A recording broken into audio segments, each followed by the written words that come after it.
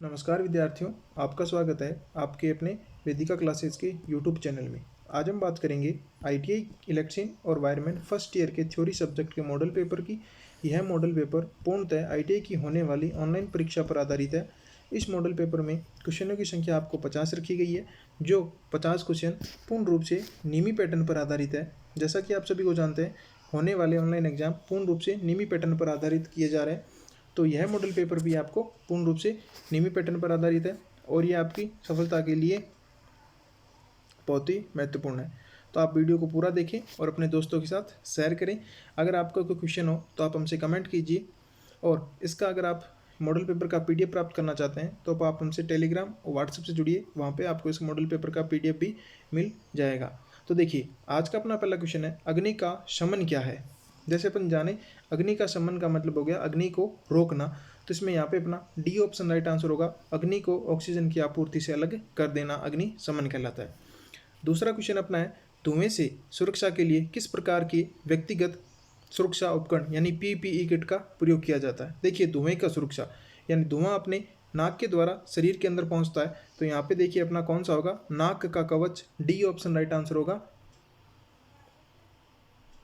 Next question देखिए, इस औजार का क्या नाम है। देखिए, मॉडल पेपर में प्रत्येक सब्जेक्ट से, प्रत्येक टॉपिक से और प्रत्येक आपके चैप्टर से क्वेश्चनों को छांटा गया है और डायग्राम से संबंधित क्वेश्चन भी आपको पूछे गए हैं। क्योंकि आपने लास्ट ईयर जो मार्च में एग्जाम हुआ तो उसमें देखा था डायग्राम से संबंधित क्वेश्चन आ रहे हैं, न्यूमेरिकल से संबंधित क्वेश्चन आ रहे हैं। तो आपको इन 50 क्वेश्चन में उन सभी क्वेश्चन का समावेश किया गया है जो पूर्ण रूप से नीमी पैटर्न पर आधारित है। तो देखिए, तीसरा क्वेश्चन है, इस औजार का क्या नाम है। यानी आपने डायग्राम प्रदर्शित हो रहा है और देखो, दिखने में तो अपन को क्या लग रहा है, प्लायर के समान लिख रहा है, लेकिन देखिए इसकी नोज अगर अपन देखें आगे से तो नोज से पता चल रहा है ये आपका डायगोनल कटिंग प्लायर है। तो डी ऑप्शन यहाँ पे अपना राइट आंसर होगा, डायगोनल कटिंग प्लायर। अब नेक्स्ट क्वेश्चन देखिए अपना, लकड़ी में ट्विस्टिंग दोष का क्या कारण है। तो इसमें अपना बी ऑप्शन राइट आंसर होगा, असमान सिकुड़न। देखिए नेक्स्ट क्वेश्चन अपना, रेती पर इंगित भाग का नाम यानी एक्स से रेती पर जो भाग इंगित किया गया है आपको उसका नाम बताना है। तो देखिए, डायग्राम के अंदर तो क्या था, सिर्फ एक्स भाग से डिनोट हो रहा था जो आपका हिल था, लेकिन डायग्राम का चयन करते समय ऐसा डायग्राम चयन किया गया है कि जिसमें मैं आपको इसके सभी पार्ट्स को बता सकूं और अपने जितने भी क्वेश्चन बने सारे क्लियर हो जाएंगे। जैसे देखें, अपन फाइल के अलग अलग भाग देखें तो स्टार्टिंग से शुरुआत करें। ये इसका हैंडल हो गया, टैग, हिल, फेस, पॉइंट, और ये इसका एज, और ये इसकी लेंथ। इस तरीके से अगर एक्स कहीं पे भी लिखा है तो अपन इसमें बता सकते हैं भाई फेस कौन सा है, पॉइंट कौन सा है, टैग कौन सा है। तो यहाँ पे जो एक्स दे रहा था वो हिल को प्रदर्शित कर रहा था, तो यहाँ पे अपना बी ऑप्शन राइट आंसर होगा। अब देखिए नेक्स्ट क्वेश्चन अपना, जस्ता सीट पाइप जोड़ में एक्स रूप से चिन्हित थ्रेड का क्या नाम है। यानी जो यहाँ पे जो एक्स से ये जो चिन्हित थ्रेड किया गया है ये कौन से प्रकार का थ्रेड है। तो इसमें आप देखेंगे तो डी ऑप्शन राइट आंसर होगा, समांतर फीमेल थ्रेड, थ्रेडिंग से संबंधित है। जो ये जो क्वेश्चन है, ये जो अपना चैप्टर है फिटर फिटिंग वाला, उसमें से मेटल सीट वाला क्वेश्चंस। देखिए नेक्स्ट क्वेश्चन देखें, 32 एम्पियर रेटेड क्लब की धारा वहन क्षमता क्या होगी यदि इसे पुनः तार बांधने योग्य फ्यूज बनाया जाएगा। यानी 32 एम्पियर का है, आप उसे पुनः रीयूज कर रहे हैं तो थोड़ी कम होगी। तो सी ऑप्शन राइट आंसर होगा, 26 एम्पियर। अब देखिए नेक्स्ट क्वेश्चन देखिए, तांबे के परमाणु के आबंध चक्र में कितने इलेक्ट्रॉन होते हैं। तो इसमें अपना ए ऑप्शन राइट आंसर होगा, 1। नेक्स्ट क्वेश्चन देखिए, भूमिगत केबल में किस प्रकार के दोष को ज्ञात किया जा रहा है। यानी अंडरग्राउंड केबल होती है, उसमें विभिन्न प्रकार को फॉल्ट ज्ञात करने के लिए अपन अलग अलग मेथड का प्रयोग करना है। तो ये जो मेथड का यूज अपन डायग्राम के दिख रहा है, पोस्ट बॉक्स पीओबी, तो इसमें देखिए ये कौन से फॉल्ट को ज्ञात करने के लिए किया जा रहा है। तो इसमें अपना बी ऑप्शन राइट आंसर होगा, short circuit fault. Next question देखिए आप, भूमिगत केबल में बेंडिंग का क्या उद्देश्य है। देखिए अपन ने भूमिगत केबल की संरचना पढ़ी थी, उस संरचना में देखा उसकी अलग अलग परतें होती है, ठीक है। तो उसमें जो बेंडिंग होता है उसका क्या कार्य होगा। इसमें डी ऑप्शन आपका राइट आंसर होगा, धात्विक कवच को क्षरण से बचाता है बेंडिंग। नेक्स्ट क्वेश्चन देखिए, गुथे हुए चालक का ठोस चालक की तुलना में क्या लाभ है। तो इसमें बी ऑप्शन राइट आंसर होगा, वह अधिक लचीला होता है। अपना नेक्स्ट क्वेश्चन है, अधिक अतिरिक्त धारा सुरक्षा हेतु क्या उदाहरण है। यानी आपको अतिरिक्त धारा सुरक्षा हेतु कौन से इंस्ट्रूमेंट का प्रयोग करेंगे? इसमें अपना डी ऑप्शन राइट आंसर होगा, रिन्यूएबल टाइप्स फ्यूज यूनिट, यानी पुनः तार बांधने योग्य फ्यूज इकाई। नेक्स्ट क्वेश्चन अपना है, ओम मीटर में पाठ्यांक खुले हुए R2 प्रतिरोध पर क्या होगा? यानी आपको एक सर्किट डायग्राम दिखाया गया है और उसमें R1, R2, R3 कनेक्टेड किए गए हैं, ठीक है। लेकिन R2 का अपन देखें तो संयोजन खुला हुआ है और इसमें पूछा है कि ओम मीटर R2 पर आपको क्या पाठ्यांक दर्शाएगा? तो इसमें देखिए बी ऑप्शन राइट आंसर होगा, अनंत पाठ्यांक दर्शाएगा। क्यों? क्योंकि इसका सर्किट क्या है? खुला हुआ है। नेक्स्ट क्वेश्चन देखिए, प्रतिरोधकता की इकाई क्या होती है? तो इसमें यहाँ पे अपना सी ऑप्शन राइट आंसर होगा, ओम मीटर। नेक्स्ट क्वेश्चन देखें, विद्युत मात्रा का सूत्र क्या है? यानी विद्युत मात्रा को अपन कैसे ज्ञात करेंगे? तो इसमें अपना ए ऑप्शन राइट आंसर होगा, धारा इंटू समय। नेक्स्ट क्वेश्चन देखें अपना, कौन सी विद्युतीय राशि चालक में ऊष्मा उत्पन्न को प्रभावित करती है? तो यहाँ पे अपना बी ऑप्शन राइट आंसर होगा, स्क्वायर ऑफ द करंट। देखिए ये आ गया अपना कैपेसिटर संबंधित दो क्वेश्चन लिए गए। कैपेसिटर की कुल धारिता की गणना करो। देखिए 17 और 18 क्वेश्चन अपन देखें तो इसमें अपने कैपेसिटर का श्रेणी संयोजन और समांतर संयोजन दोनों अपने कॉन्सेप्ट क्लियर हो जाएंगे। तो देखिए परिपथ में कुल संधारित्र की गणना करो, यानी आपके श्रेणी क्रम समांतर क्रम में 3 कैपेसिटर जोड़े गए हैं। देखिए 8, 4 और 2, और आपका इसका कुल प्रतिरोध ज्ञात करना है। तो देखिए अपन को पता है जब कैपेसिटर को समांतर में जोड़ा जाता है तो उनको टोटल ज्ञात करने के लिए C1 plus C2 plus C3 सीधा जोड़ दिया जाएगा। तो जैसे 8, 4, 12 और 2, 14, तो यहाँ पे अपना बी ऑप्शन राइट आंसर होगा। और देखिए SI 18 जो क्वेश्चन है उसमें देखिए श्रेणी क्रम में जोड़ा गया है और यहाँ पे आपको ज्ञात करना है। तो देखिए श्रेणी में अपने पास मान जो है उनमें कुल C ज्ञात करने का फॉर्मूला होता है 1/C1, 1/C2 और 1/C3। फिर जो मान आएगा उसको फिर उल्टा करना पड़ेगा, यानी विपरीत बदलना पड़ेगा। अब देखिए 1/30, 1/20 और 1/12। देखिए अपन ने मान रखा 1/30, 1/20 और 1/12। तो यहाँ पे एलसीएम आपको प्राप्त हो जाएगा 60, क्योंकि देखो 30 का भी भाग जाता है, 20 का भी और 12 का भी। 30 का भाग दिया 2 बार तो 2, 20 का भाग दिया 3 बार, 12 का भाग दिया 12 पंजू 60। अब इनको जोड़ देंगे तो देखिए 5, 3, 8, 8, 2, 10। तो अब ये समीकरण बन गई अपने पास में, देखो 10/60। आप समीकरण बनाएंगे तो अपनी समीकरण बन जाएगी 10/60। अब इसको विपरीत उल्टा करेंगे तो ये हो जाएगी अपनी 60/10। तो 0 से 0 से 0, 0 से 0 कट गया तो पीछे बचा आपका 6, जो आपके ऑप्शन नंबर डी में दे रखा है 6 माइक्रोफैरड। देखिए इस तरीके से कॉन्सेप्ट क्लियर हो गई, दोनों कैपेसिटर का समांतर संयोजन और कैपेसिटर का श्रेणी संयोजन। अब देखिए 19 नंबर क्वेश्चन देखें अपना, विद्युत संधारित्र का उपयोग कौन से उपकरण के अंदर किया जाता है? तो इसमें अपना डी ऑप्शन राइट आंसर होगा, रेडियो रिसीवर के अंदर किया जाता है। 20 नंबर क्वेश्चन देखें, चुंबक की कौन सी विशेषता प्रदर्शित हो रही है? यानी चुंबक को स्वतंत्र रूप से लटकाया गया है और ये जो चुंबक की स्वतंत्र रूप से लटकने की कौन सी विशेषता है? तो देखिए N ध्रुव, S ध्रुव, यानी उत्तरी ध्रुव अपनी उत्तर की ओर मुख करेगा और दक्षिण ध्रुव दक्षिण की ओर मुख करके लटक जाएगा। तो इसमें अपना ए ऑप्शन राइट आंसर होगा, दिशीय विशेषता को प्रदर्शित कर रहा है। इसी तरीके से अपन आगे देखें क्वेश्चन नंबर 21। तो देखिए 3 फेज रिएक्टिव पावर को निकालने के लिए कौन से फॉर्मूले का प्रयोग किया जाएगा? तो इसमें अपना सी ऑप्शन, देखिए ये कुछ महत्वपूर्ण जो फॉर्मूले हैं उनको आप याद कर लीजिए।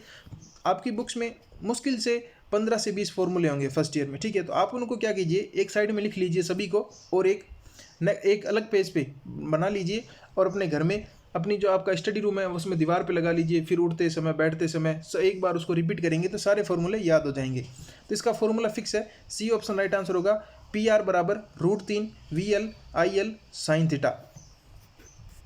अब देखिए 22 नंबर क्वेश्चन में भी सेम ही क्वेश्चन है।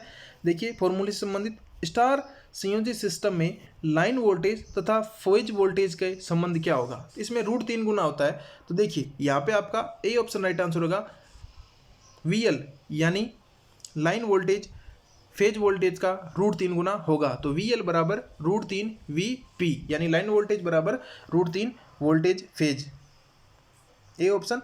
नेक्स्ट क्वेश्चन देखें अपना। तो देखिए कला अनुक्रम मीटर का क्या उद्देश्य है, यानी जो फेज सीक्वेंस मीटर होता है उसका क्या उद्देश्य होता है। तो देखिए फेज सीक्वेंस मीटर का उद्देश्य होता है कि वो क्या करेगा, तीनों फेजों की जांच करेगा। तो इसमें देखिए डी ऑप्शन राइट आंसर होगा, to ensure the correct phase sequence of three phase system, यानी जो थ्री फेज सिस्टम का आर वाई बी, अपन को पता है कि थ्री फेज सिस्टम का क्रम क्या होता है, आर फिर आपका वाई और ये बी, अपन को इसी क्रम में यूज करना है। और फेज सीक्वेंस मीटर क्या दर्शाता है, यही दर्शाएगा कि आपकी जो सप्लाई है वो आर वाई बी क्रम में आ रही है। अगर गलती से कोई चेंज हो गया तो अपन उसको वायर को कनेक्शन को आगे से पीछे या दाएं से बाएं, जैसे वाई की जगह आर आ गया, बी की जगह वाई आ गया, तो इनको आपस में चेंज करके उनको सही कर सकते हैं। तो फेज सीक्वेंस मीटर का यही कार्य होता है, मीटर के या आने वाले फेज के क्रम को सही से ज्ञात करना। अपना देखो नेक्स्ट क्वेश्चन देखें, एसी समांतर परिपथ में प्रेरकत्व का पारस्परिक क्या होगा, यानी इसी समांतर परिपथ में प्रेरकत्व का पारस्परिक क्या होगा। इसमें अपना डी ऑप्शन राइट आंसर होगा, ससेप्टेंस। नेक्स्ट क्वेश्चन देखिए अपना, देखिए क्वेश्चन नंबर 25, स्थिर एंगुलर वेलोसिटी में कितना परिणाम का गुणन होता है। तो इसमें आपका सी ऑप्शन राइट आंसर होगा, फेजर परिणाम। नेक्स्ट क्वेश्चन देखिए 26 नंबर, द्विघातिक सेल किस नियम पर आधारित है, यानी अपन ने देखा सेल, एक सेल होता है प्राथमिक व द्वितीयक, जो आपका दोबारा अपन जिसको रियूज कर सकते हैं। जैसे प्राथमिक सेल क्या होता है, यूज एंड थ्रो, अपन उसको दोबारा चार्ज करके उपयोग नहीं कर सकते। द्वितीयक सेल जिसे अपन वापस दोबारा चार्ज करके उपयोग कर सकते हैं। तो द्विघातिक सेल किस सिद्धांत पर कार्य करता है, तो इसमें अपना सी ऑप्शन राइट आंसर होगा, फैराडे का विद्युत अपघटन का नियम। नेक्स्ट क्वेश्चन देखें, धातु क्षरण सतह के क्षरण की नियंत्रण हेतु कौन सी तकनीक का प्रयोग किया जाएगा, यानी धातु की सतह होती है उसकी क्षरण, यानी उसमें जंग लगना या खराब होना, उसको अपन कैसे कंट्रोल करेंगे। तो इसमें अपना बी ऑप्शन राइट आंसर होगा, कैथोडिक सुरक्षा के द्वारा। 28 नंबर क्वेश्चन देखिए, बैटरी के आवेशन के दौरान प्लेट वलग को खुला क्यों रखा जाता है, यानी अपना जो बैटरी होता है उस बैटरी को चार्जिंग के समय उसके जो ऊपर वेंट प्लग लगे होते हैं उसको खुला रखा जाता है। तो अपन को पता है जब चार्ज होगा तो उसके अंदर क्या होगी, रासायनिक क्रिया होगी। तो रासायनिक क्रिया में आपको पता है विभिन्न प्रकार की गैसें निकलती है, तो उन गैसों को स्वतंत्र रूप से बाहर निकालने के लिए वेंट प्लग को खुला रखा जाता है। तो यहाँ पे अपना ए ऑप्शन राइट आंसर होगा। अब नेक्स्ट क्वेश्चन देखिए, परिपथ में निर्गत कुल वोल्टेज ज्ञात कीजिए। अब देखिए अपन देख रहे हैं डायग्राम से अपन को ज्ञात हो रहा है कि 3 बैटरियों का संयोजन किया गया है, ठीक है, 1.5, 1.5 और 1.5, और तीनों का संयोजन किस क्रम में, श्रेणी क्रम में संयोजन है। और पूछा है इस परिपथ का कुल वोल्टेज ज्ञात कीजिए। अपन को पता है जब श्रेणी में बैटरी को जोड़ा जाता है तो उसका वोल्टेज क्या हो जाएगा, बढ़ जाएगा। तो 1.5, 1.5 और 1.5 को जोड़ेंगे तो ये हो जाएगा आपका 4.5। डी ऑप्शन यहाँ पे आपका राइट आंसर होगा। और 30 क्वेश्चन नंबर देखिए क्वेश्चन अपना, तो पुनः तार बांधने योग्य फ्यूज के लिए फ्यूजिंग फैक्टर का मान होता है। तो इसमें अपना बी ऑप्शन राइट आंसर होगा 1.4। 31 नंबर क्वेश्चन देखें, कंसील्ड वायरिंग का क्या फ़ायदा है। तो यहाँ पे देखिए कंसील्ड वायरिंग की कंपेरिजन अपन को करना है, उसका क्या एडवांटेज है, क्या प्रॉफिट है अपन को। तो इसमें अपना डी ऑप्शन राइट आंसर होगा, नमी से सुरक्षा करती है। नेक्स्ट क्वेश्चन है 32 नंबर देखिए, 4 लैंप को नियंत्रण करने के लिए गोदाम वायरिंग में कितने 2 तरह के स्विच का प्रयोग होगा। तो यानी कहने का मतलब है गोदाम वायरिंग, आप गोडाउन वायरिंग से संबंधित क्वेश्चन है, जैसे गोडाउन वायरिंग से अपन ने प्रैक्टिकल भी किया होगा, उसमें आपने देखा होगा भाई कितने प्रकार के स्विच का प्रयोग करेंगे। तो इसमें अपना बी ऑप्शन राइट आंसर होगा, 3 प्रकार के स्विच का प्रयोग किया जाता है। नेक्स्ट क्वेश्चन देखिए आप, वायरिंग का ट्री सिस्टम किस स्थान पर सबसे उपयुक्त है, यानी वायरिंग की जो ट्री सिस्टम प्रणाली होती है उसका उपयोग सबसे ज़्यादा कहाँ किया जाता है। तो 4 ऑप्शन देखें तो इसमें अपना डी ऑप्शन राइट आंसर होगा, बहुमंजिला इमारत के अंदर। क्योंकि देखो बहुमंजिला इमारत में अपन देखें तो आने वाली लाइनें एक होती है और विभिन्न प्रकार के रूम, हॉल, गैदरिंग अलग अलग होती है, बालकोनीज, तो उनमें सब में क्या होता है, सप्लाई देनी होती है। तो एक अगर अपन उसका ग्राफ बनाएंगे और डायग्राम बनाएंगे तो एक कागज के ऊपर, तो एक उसका आकार कैसा बन जाएगा, पेड़ के समान बन जाएगा, ट्री के समान बन जाएगा। इसलिए सबसे उपयुक्त कहाँ की जाएगी, इसका बहुमंजिला भवन के अंदर। देखिए 34 नंबर 34 क्वेश्चन देखें, वायरिंग इंस्टॉलेशन में परिपथ आरेख का उद्देश्य क्या है। तो इसमें अपना डी ऑप्शन राइट आंसर होगा, किसी विशिष्ट कार्य के लिए सर्किट का योजनाबद्ध कनेक्शन दिखाने के लिए। यानी जो वायरिंग इंस्टॉलेशन में अपन परिपथ का आरेख जो बनाते हैं, आरेख का मतलब क्या हो गया, अपन वायरिंग करना चाहते हैं और अपन उससे पहले उसका क्या बना रहे हैं, आरेख बना रहे हैं। मैंने इस तरीके से आरेख बनाया अपने रूम का। मैंने कहा भाई यहाँ पे मैं ट्यूबलाइट का स्थापना करेंगे, यहाँ पे टीवी लगाई जाएगी, यहाँ पे पंखा लगाया जाएगा, यहाँ पे स्विच बोर्ड लगाया जाएगा। इस तरीके से जो भी आरेख बनाया जाता है उसका क्या उद्देश्य है, तो देखिए इसमें डी ऑप्शन राइट आंसर हो गया, किसी विशिष्ट कार्य के लिए सर्किट का योजनाबद्ध कनेक्शन दिखाने के लिए। नेक्स्ट क्वेश्चन देखें, गैस टाइट विस्फोट स्थापना के लिए किस प्रकार का कंड्यूट का प्रयोग किया जाता है। तो यहाँ पे देखिए अपना बी ऑप्शन राइट आंसर होगा, कठोर इस्पात कंड्यूट का प्रयोग किया जाता है। 36 नंबर क्वेश्चन देखिए 36, पोर्टेबल उपकरण को संचालित करने के लिए किस प्रकार के सामान का प्रयोग किया जाता है। तो इसमें अपना सी ऑप्शन राइट आंसर होगा, आउटलेट एसेसरीज। 37 नंबर क्वेश्चन देखें, मौजूदा अर्थ संयोजन में अर्थ प्रतिरोध मान को कम करने के लिए किस पद्धति का प्रयोग किया जाएगा। यानी जो अपने घर में अर्थिंग सिस्टम किया गया है उसका जो प्रतिरोध का मान अपन को कम करना है उसको अपन क्या करेंगे, तो इसमें अपना बी ऑप्शन राइट आंसर होगा, धरती के गड्ढे को हमेशा गीला रखकर अपन उसका रेजिस्टेंस है उसका प्रतिरोध क्या रखेंगे, कम रखा जाता है। आपने देखा होगा जब वायरिंग की जाती है, वायरिंग के साथ हमें घर की अर्थिंग भी करना जरूरी है और उस अर्थिंग को कंट्रोल करने के लिए जो गड्ढा खोदा जाता है उस गड्ढे में कॉपर की प्लेट, ठीक है, या फिर नमक कोयला भी डाला जाता है, तो उसको हमेशा गीला रखने के लिए पाइप के द्वारा उसके अंदर पानी डाल दिया जाता है। तो पानी क्यों डाला जाता है कि उसके प्रतिरोध को हमेशा क्या रखेगा, कम रखेगा। तो इसमें अपना बी ऑप्शन राइट आंसर होगा। अब देखिए 38 नंबर क्वेश्चन देखें, सिस्टम अर्थिंग कहाँ की जाती है, यानी जो सिस्टम की अर्थिंग है उसका उपयोग कहाँ किया जाएगा। तो इसमें अपना ए ऑप्शन राइट आंसर होगा, जनरेटिंग स्टेशन, यानी जहाँ पे विद्युत का उत्पादन होता है वहाँ पे उत्पादन करने वाले सभी प्रकार के सिस्टम में क्या की जाएगी, अर्थिंग की जाती है। 39 नंबर क्वेश्चन देखिए, मेगर उपयोग में नहीं है फिर भी क्यों सूचक पैमाना शून्य पर स्थिर नहीं है। यानी पर मेगर का प्रयोग नहीं करके फिर भी आपका जो पैमाना होता है उस पर शून्य पे नहीं है, तो इसमें कौन सा कंडीशन होगा। तो यहाँ पे अपना ए ऑप्शन राइट आंसर होगा, यह बल लागुण को नियंत्रण नहीं कर रहा है। देखिए 40 नंबर क्वेश्चन देखें, फ्लोरोसेंट ट्यूब लैंप में टंगस्टन इलेक्ट्रॉन को किस पदार्थ से लेपित किया जाता है। तो यहाँ पे अपना डी ऑप्शन राइट आंसर होगा, बेरियम तथा स्ट्रीम ऑक्साइड का प्रयोग किया जाता है। 41 नंबर क्वेश्चन देखिए, चमकदार प्रवाह की इकाई क्या होगी, यानी जो ल्यूमिनस फ्लक्स होता है उसकी इकाई क्या होगी। तो इसमें अपना बी ऑप्शन राइट आंसर होगा, ल्यूमेन। 42 नंबर क्वेश्चन देखिए, एक संकेतक उपकरण में पॉइंटर को शून्य स्थिति से स्थानांतरित करने के लिए किस बल की आवश्यकता होती है। तो इसमें अपना डी ऑप्शन राइट आंसर होगा, डेफ्टिंग बल, फोर्स जिसे अपन कहेंगे। देखिए नेक्स्ट क्वेश्चन, शंट प्रकार के ओम मीटर में जुड़े परिवर्तित प्रतिरोध का उद्देश्य क्या होगा, यानी जो वेरिएबल रेजिस्टेंस होता है उसका क्या उद्देश्य होगा। तो इसमें अपना डी ऑप्शन राइट आंसर होगा, पॉइंटर को, यानी जो पॉइंटर होता है उसमें संकेतक उसको शून्य पर समायोजित करने का। 44 नंबर क्वेश्चन देखिए, किस प्रकार के उपकरण का प्रयोग वायु घर्षण डैम्पिंग के अंदर किया जाता है। तो यहाँ पे अपना बी ऑप्शन राइट आंसर होगा, moving iron instrument. 45 number question देखिए, मोटर के घूर्णन प्रति मिनट को मापने के लिए किस मीटर का प्रयोग किया जाता है। तो यहाँ पे अपना ए ऑप्शन राइट आंसर होगा, टेकोमीटर का प्रयोग किया जाता है। 46 नंबर क्वेश्चन देखें अपना, तो विद्युत स्त्री का भाग का क्या नाम है, यानी जो इलेक्ट्रिकल आयरन होती है उसके पार्ट्स को देखें तो एक इस तरीके का को पार्ट्स होता है, उस पार्ट्स का क्या नाम है। तो इसमें अपना ए ऑप्शन राइट आंसर होगा, सोल प्लेट।